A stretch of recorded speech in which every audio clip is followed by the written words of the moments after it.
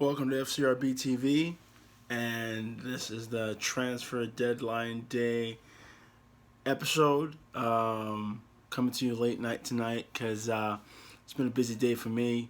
But to get straight into it, the window is closed for the Premier League sides as the 2018-19 season will begin tomorrow evening with Manchester United hosting Leicester City. Um, to talk about the Arsenal, we were linked with a slew of players, obviously, a slew of players. We were supposed to try to get Ousmane Dembele from Barca or Dom Vida from Besiktas, the center back, the Croatian center back. Um, uh, Dealing with Ramsey and his contract. Looks like he's back now. We were trying to move D-Dubs. Lucas Perez has gone off to West Ham, which I'm, distraught about. Just hurt by it because I feel like we never gave Lucas Perez an opportunity. The glimpses of games that he got to play in, he did well for us, very well for us. The Bournemouth match away at Vitality Stadium last season stands out for me. I think he's a very good player. I've always rated him. Thought he was a very good player when he was initially at Deportivo.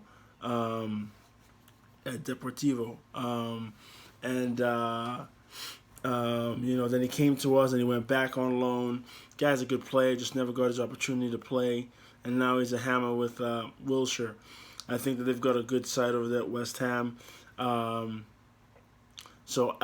of course, to finish up with Arsenal, they don't sign anyone. As we can all see now, it was never Wenger, always the board. With Gazidis and Stan Kroenke. Another thing that's been going on, obviously, as the deadline day approached, is Stan Kroenke now is going to buy out Usmanov and everyone and have full control of the club. Even though he had majority, he was a majority owner, and now he's going to have complete ownership of Arsenal Football Club, and people are distraught about it, and they're not happy about it, and I'm not happy about it either. But what can we do? The man's got money. He's bought people out. He's buying the club. We can just hope that Unai Emery can just pull the same type of magic Arsene Wenger was doing for us. We're gonna really see now that I'm really happy with Unai Emery. I do think that I love Wenger, and it was never Wenger out for me. It was more like Wenger go. Go and do something else because people are not appreciating you, and I think I've said that before in past videos. So don't want to get into that too much. But it's a monumental task for Unai Emery to keep Arsenal in contention, in the mix with all the other clubs who are spending money. We've done a little bit. We really needed a center back because I tell you what, with the center backs that we have available to us. So what do you look for? I don't even know if that was. My computer just started talking. I don't know what that's about. But as I was saying, with the center backs that we have available to us right now, with Koscielny still injured, and he's on the wrong side of wrong side of 30. I don't know what he can really give when he comes back from his Achilles tear. But to think that Snodgradd Mustafi is our most reliable center back, that is not good. Because I tell you what, I'm not a big fan of Socrates at all. I've never rated him. Watched him play for Greece. Watched him play for Dortmund. When he was in Milan, he was at Milan when Milan was terrible. He was at Milan when Milan had Oguchi Onyewu, the U.S. international. That's when Milan were terrible. And that's when he was there too, yeah? It's just not good enough. It's not good enough. So I tell you, he's not good enough. Mavropanos is a better center back than he is. So it's going to be interesting to see the partnership. Socrates is going to play because we brought him in, but he's not good. I'm not holding my breath. He's not good. He's a liability. So not bringing anyone in on deadline day for Arsenal. We're just gonna have to go with the squad we've got. I think that Unai can do something with what we've got and have us push on and have a good season. And you never know what could happen. Depending on what other clubs do, if they lose their way and things like that, you never know. But we would have liked to have brought a center back in. Bringing in Osman Dembele would have been fantastic, but didn't happen. But that does not mean that we cannot achieve things this season, or at least get to January and see what happens in January. But we'll talk about Arsenal and Man City. That's coming up this Sunday, the opener at home against City. We'll talk about that momentarily. But with the deadline day, Vieto from Atletico Madrid went on loan to Fulham. That's crazy. Then the two Barca players, Yerry Mina and Andre Gomes, have gone to Everton.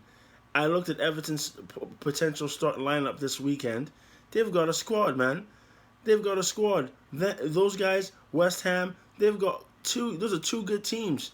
To think they've got Sigurdsson, they've got Richarlison, they've got they've got Gomes, Mina, they got Pickford in goal, you've got Coleman, and then they got Luka Dean at left back as well. Oh man, you know what I mean? They've got a decent team, man. They've got a decent team. I believe Bolasi's there as well. Yo, they've got a pretty good team, dude. Pretty good team. So when you play Everton, don't sleep, and you can't sleep on West Ham either because West Ham's got some players too. I think that this upcoming season is going to be real tough. Real tough. I don't see. City's still the team to beat. They looked fantastic in the Community Shield against Chelsea, where they battered the Blues 2-0. It should have been more. David Luiz is not good. I don't care what anybody says. My man is just. I don't even know how he's gotten to last this long playing in games that are on TV. He needs to be playing for a club that never gets any TV time. That's where he needs to be. So City looks good. Liverpool have done a lot of work in the transfer window. You've got the likes. Tottenham couldn't bring anyone in. I think it's because they just built that stadium. And, we Gunners, we know all about that. 15 years ago we went through the same thing.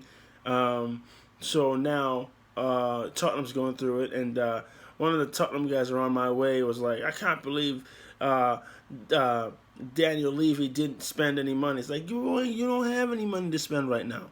You just made a toilet bowl stadium. You don't have any money to spend right now. You just got to wait. You should have got some dudes on the free transfer like Wenger was doing for the last 10 years. But you guys didn't do it, so you have no money to spend.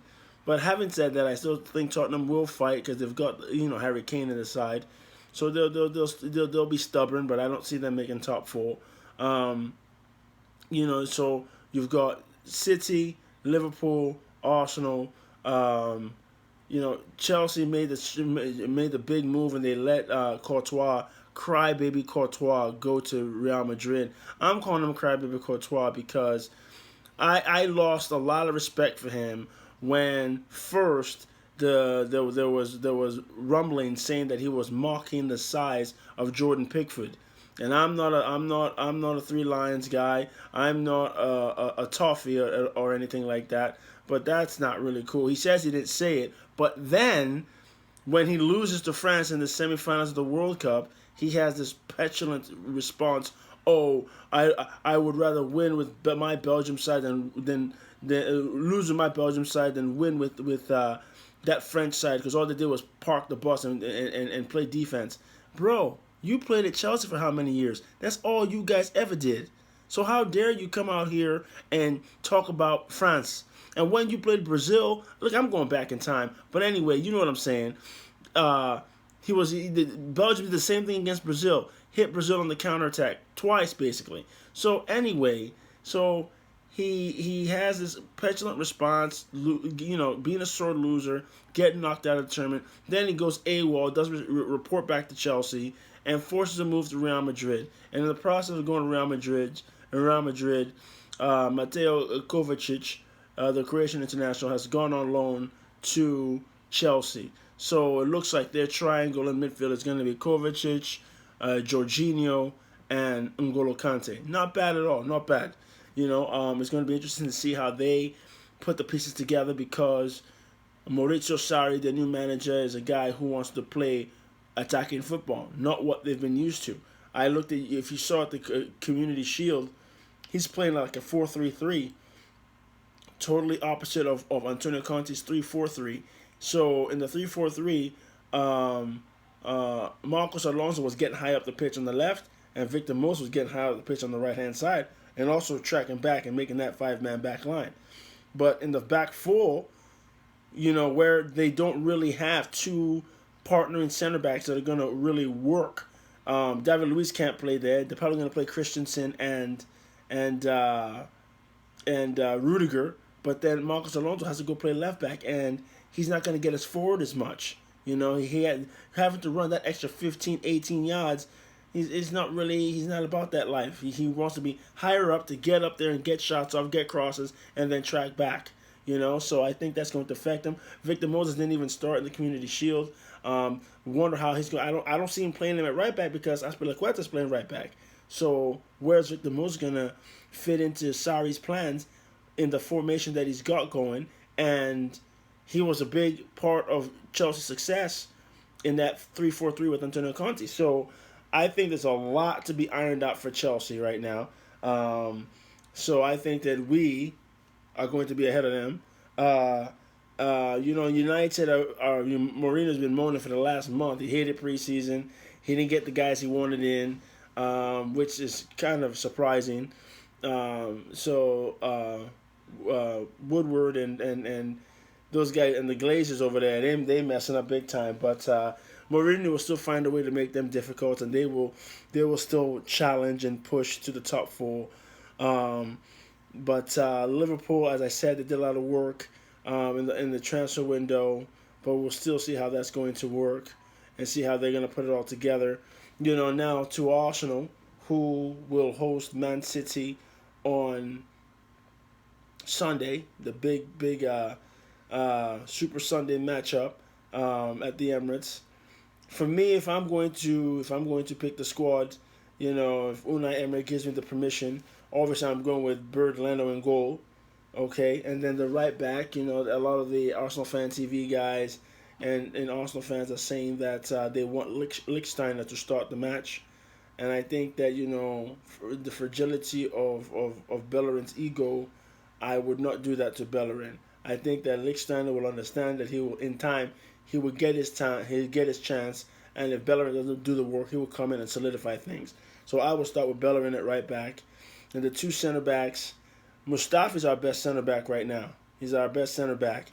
And, honestly, in the pecking order of what we've got available at the center back position, I would go Mustafi, Rob Holding, Mavropanos, Socrates. Socrates is trash. I can't stand the dude. I'm sorry. But, he was just brought in from Dortmund. They rate him for some reason. I don't rate him. He's slow. He's not very good. If I got to pick, I'm gonna put Mustafi and probably Mavropanos at center back. Why? Because Mavropanos is a little cagier than Rob right now. Rob has been doing okay, but I don't want to put Rob in there. He started opening day last season against Liverpool, and it didn't go so well. Was it Liverpool?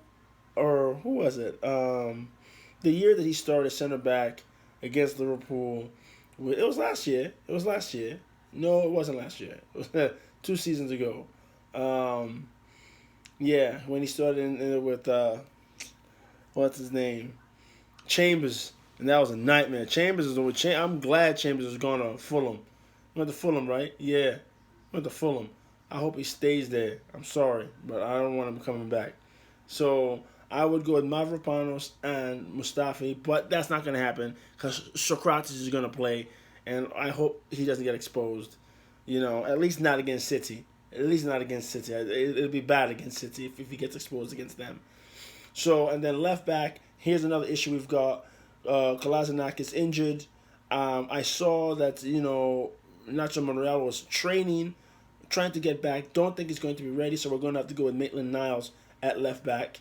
Then into the central midfield, um, I'm going to talk about Granit Xhaka in a second because something took place in the Lazio, the last friendly we had before, this deadline day and everything. Something happened there that I want to talk about, but I would go with uh, who's been in there doing work. So Torre is going to have to play, our new boy from Sampdoria, the Uruguayan. He's going to play, and then I would play Ramsey alongside him as the captain. Ramsey would play alongside him.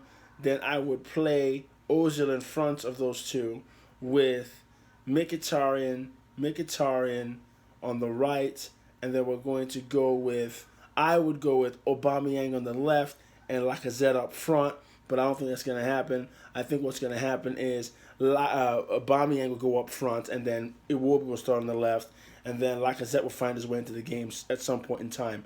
But that's what I'm thinking. Now, Xhaka was not in my first 11. I don't think he should be there. I don't think his World Cup performance was great. And I read some of our fans were really excited, or not excited, but they were happy and pleased to see that after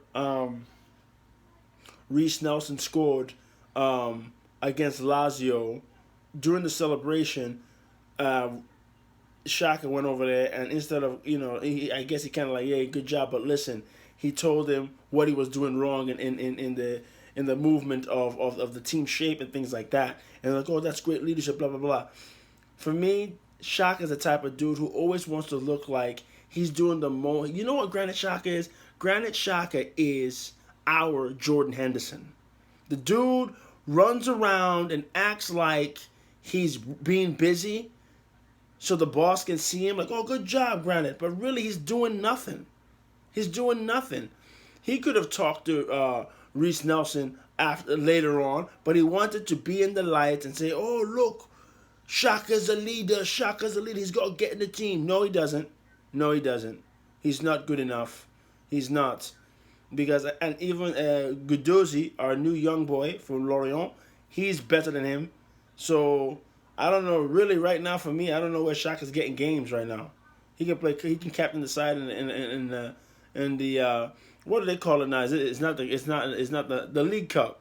They're probably gonna change the name again, but yeah. So for me, when he was talking to Reece Nelson, I was like, dude, stop the front and get out of my face with that, dude. I don't want you to say nothing to me right now. Oh, you weren't in the right position. You slid wrong. Shut up. Get out of my face. I don't want to hear it. So for me, he gets no points to that. He's not starting. He's lucky he's going to be on the bench. He's only on the bench because we pay him so much money. That's why he's on the bench for me. So I think that I was pleased to see our man Unai Emery at Wembley for the Community Shield to do some scouting, and I like the look of Unai Emery. I like his facial expressions.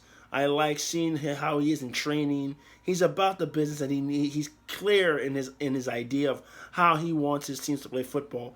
And I really think that he's going to do great stuff for us this season. And I'm really pumped for this game on Sunday because I really think we can get a result.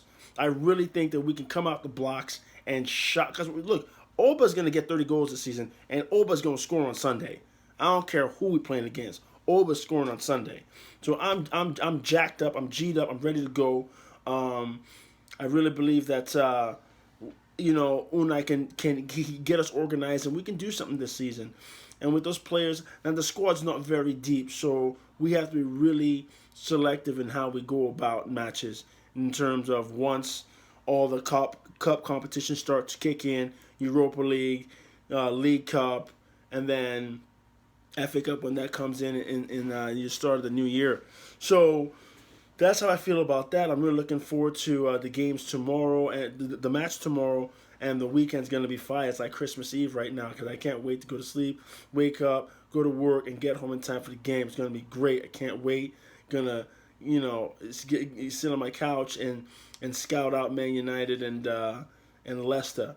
Now United didn't get any players in, as I said, the players that they wanted, and Mourinho's been moaning, and a lot of all Man United fans across the board have been moaning and crying about Mourinho, about his attitude and things like that. Is he happy? I think that that situation is very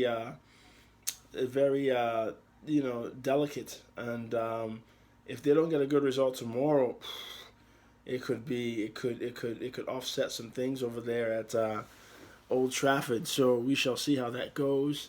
But the transfer window is still open for the other clubs throughout Europe. So the word is Modric is still being courted by Inter. Wonder how that's going to go. I did hear that Marcelo is trying to link up with Ronaldo at Juve, and I talked to my in the know guy at Juve, and he's like, "Yeah, I definitely have him." And I'm like, "Yo, come on, man, you don't need Marcelo."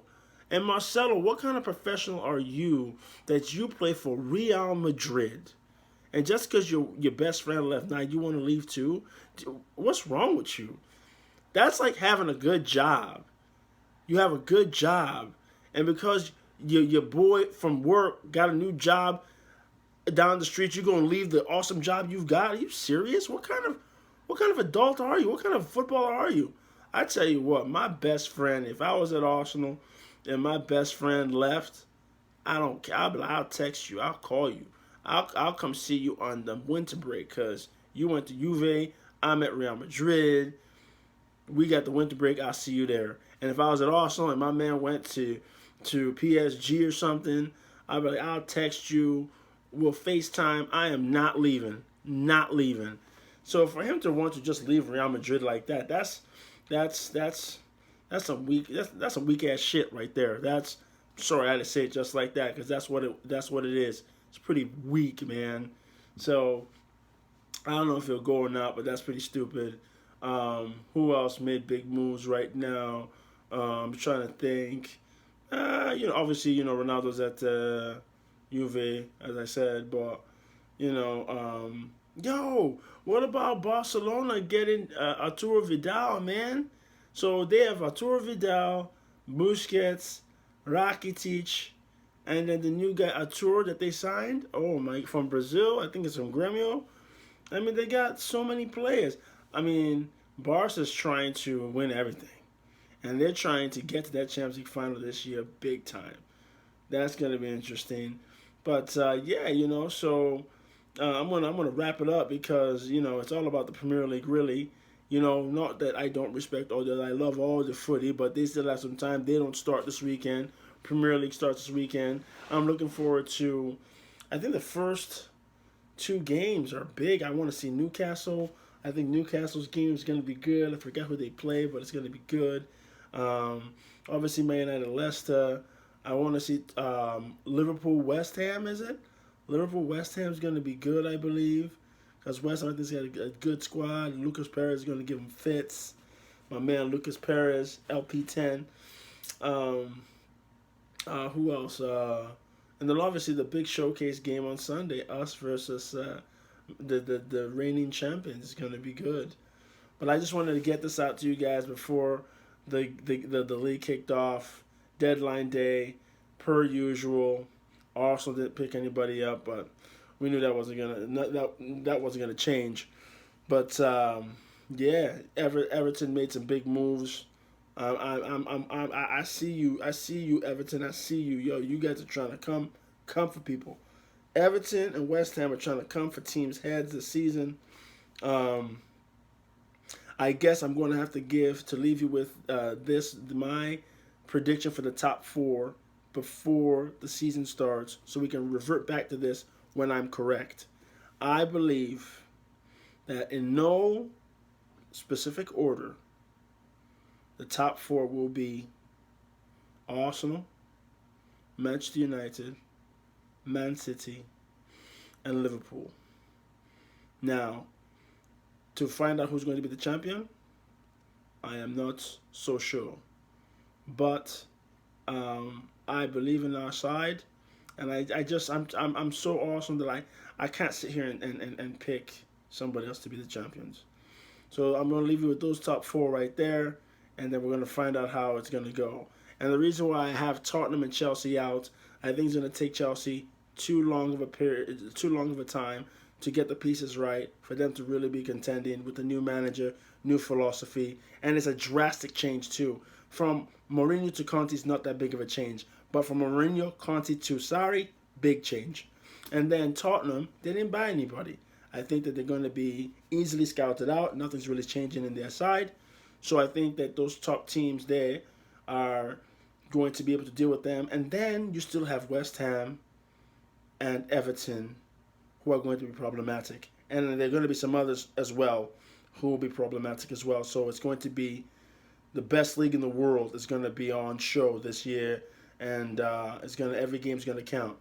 So let me know what you think of the video, your top four, the transactions or lack thereof by your side, however you want to break it down. Let me know what you think. If you haven't subscribed yet, please do. FCRB TV, we'll talk on Sunday. Ciao.